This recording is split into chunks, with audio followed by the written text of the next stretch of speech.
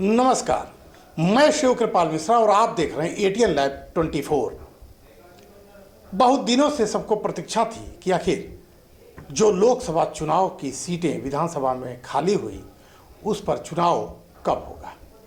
आज मुख्य चुनाव आयुक्त राजीव कुमार ने उस पर प्रेस कॉन्फ्रेंस करके मुहर लगा दी।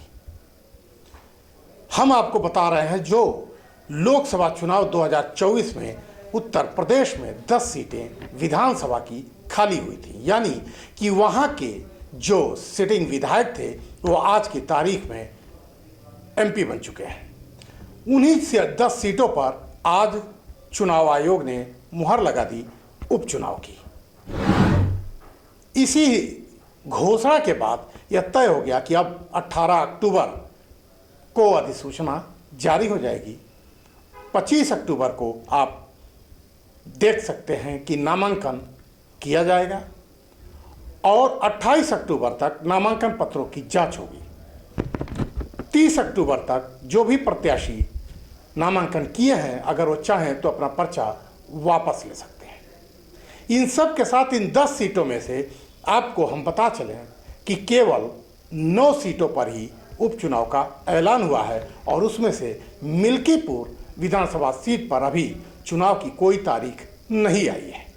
और सबसे मजे की बात है कि यही वह सीट है मिल्कीपुर जो सबसे ज़्यादा मशहूर हुई है इस उपचुनाव के लिए। उसका कारण है कि अयोध्या लोकसभा सीट के अंतर्गत यह मिल्कीपुर विधानसभा सीट आती है जहां से विधायक थे अवधेश प्रसाद, लेकिन 2024 के लोकसभा चुनाव में वह जीतकर संसद पहुंच गए। लिहाजा वह सीट खाली हो गई और समाजवादी पार्टी ने वहां पर उन्हीं के पुत्र अजीत प्रसाद को प्रत्याशी बना दिया विधानसभा के। अब यह बहुत ही दिलचस्प हो गया है कि 10 सीटों में से केवल 9 सीटों पर चुनाव यानी उपचुनाव होगा विधानसभा का और एक सीट यानी मिल्कीपुर विधानसभा क्षेत्र में अभी चुनाव नहीं होगा, फिलहाल के लिए टाल दिया गया है। अब इस पर कई तरह के कयास लगने शुरू हो गए हैं। फिलहाल सबसे बड़ी बात तो यह है कि जनवरी यानी 22 जनवरी 2024 में जब प्राण प्रतिष्ठा वहां किया गया, तमाम लोगों का वहां आगमन हुआ और यह माना जा रहा कि इस प्राण प्रतिष्ठा की वजह से लोकसभा चुनाव में भारतीय जनता पार्टी को लाभ मिलेगा, लेकिन हुआ उल्टा।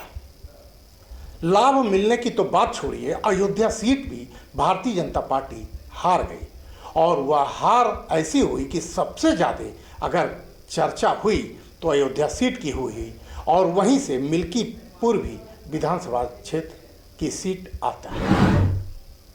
अभी हम आपको बताएं कि जो 9 विधानसभा सीटों पर चुनाव का ऐलान हुआ है उसमें से अगर बात करें तो आता है करहल, सीसामऊ, गाजियाबाद, फूलपुर, मझवा, कटेहरी और मीरापुर। इन 9 सीटों पर तो उपचुनाव होगा, मिल्कीपुर पर नहीं होगा। सबसे मजे की बात है कि इन 10 सीटों पर जो उपचुनाव होने थे, जब तक कि तारीखों का ऐलान नहीं हुआ था, समाजवादी पार्टी अपनी प्रत्याशी लगभग 6 सीटों पर घोषित कर चुकी थी। कांग्रेस अपनी 50% का दावा कर रही थी, यानी 5 सीटों पर वो चुनाव लड़ने की कोशिश कर रही थी, या एक तरह से वो दावा कर रही थी कि उनको 5 सीट से कम नहीं मिलना चाहिए।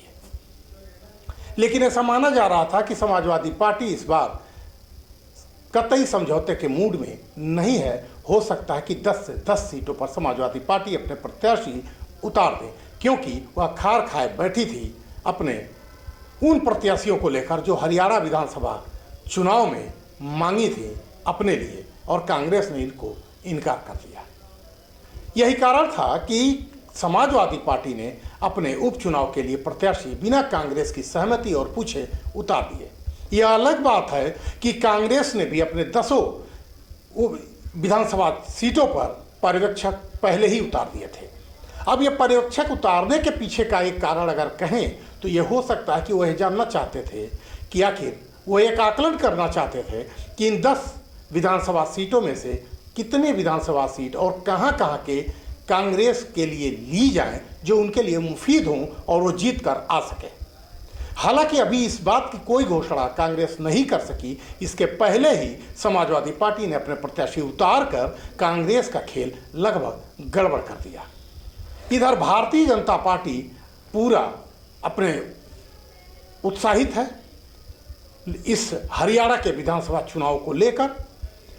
उसका ये मानना है कि आने वाले उपचुनाव जो होने जा रहे हैं 9 विधानसभा सीटों पर भारतीय जनता पार्टी बहुत अच्छा करेगी, और यहाँ तक कि उनका यह भी कहना है कि हो सकता है कि वह 9 से 9 सीटें जीत जाएं, जबकि इस पर अभी बहुत बड़ा सवालिया निशान है। भारतीय जनता पार्टी ये 9 सीटें कैसे अपने खाते में ला पाएंगी यह बताना बहुत ही मुश्किल है, लेकिन यह बात तो 13 नवंबर को जब चुनाव होगा और 23 नवंबर को जब मतगणना होगी तभी स्पष्ट हो सकेगा कि भारतीय जनता पार्टी जो कह रही है उसमें कितनी सच्चाई है। लेकिन यह माना जा रहा है कि इस बार के उपचुनाव में भी कहीं न कहीं जो विपक्षी पार्टियां हैं और खासकर समाजवादी पार्टी और कांग्रेस का गठबंधन, यह हो सकता है कि भारतीय जनता पार्टी जो दावा कर रही है उसके दावे को फेल कर दे। हालांकि इस उपचुनाव में बहुजन समाज पार्टी भी अपनी सभी सीटों पर प्रत्याशी उतारेगी, जबकि बहुजन समाज पार्टी कभी भी उपचुनाव में शिरकत नहीं करती है। लेकिन इस बार बहन मायावती ने बताया है कि वह इस उपचुनाव में शिरकत करेंगी और किसी से गठबंधन भी नहीं करेंगी।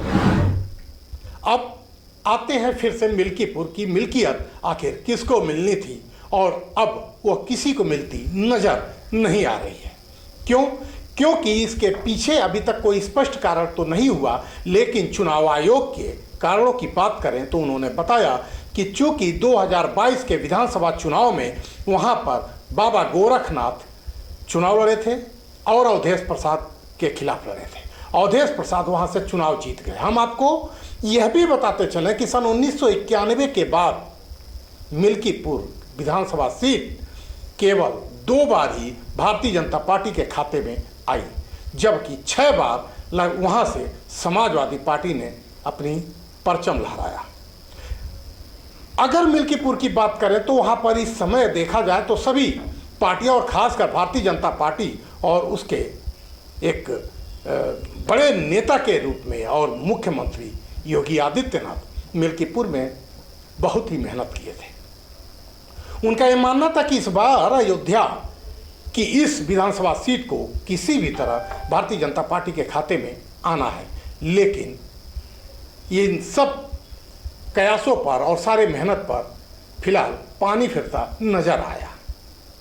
माना जा रहा है कि जो अभी स्पष्ट कारण तो नहीं है बहुत, लेकिन जो कारण अभी पता चला है वह यह है कि चूंकि वहाँ 2022 के चुनाव में यानी विधानसभा चुनाव में एक इलेक्शन रिट पिटीशन बाबा गोरखनाथ ने दायर किया था, उसी इलेक्शन पिटीशन की वजह से यह सीट आज अभी भी इस पर चुनाव की घोषणा नहीं हुई है।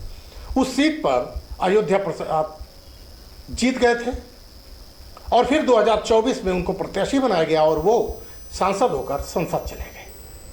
हालांकि वो इलेक्शन रिट पिटीशन अभी भी कायम रहा और अभी भी कायम है, और उसी की वजह से चूंकि उस पर कोई फैसला अभी तक नहीं आया है, जब तक इस पर कोई परिणाम कोर्ट से नहीं आ जाता तब तक हो सकता है कि मिल्कीपुर की सीट पर उपचुनाव न हो। यानी कि अभी सभी पार्टियों को मिल्कीपुर की मिल्कियत पाने के लिए इंतजार करना पड़ेगा।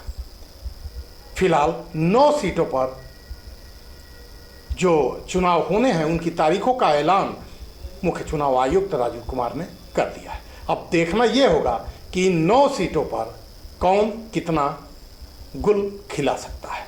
देखते रहिए ATN Live 24। नमस्कार।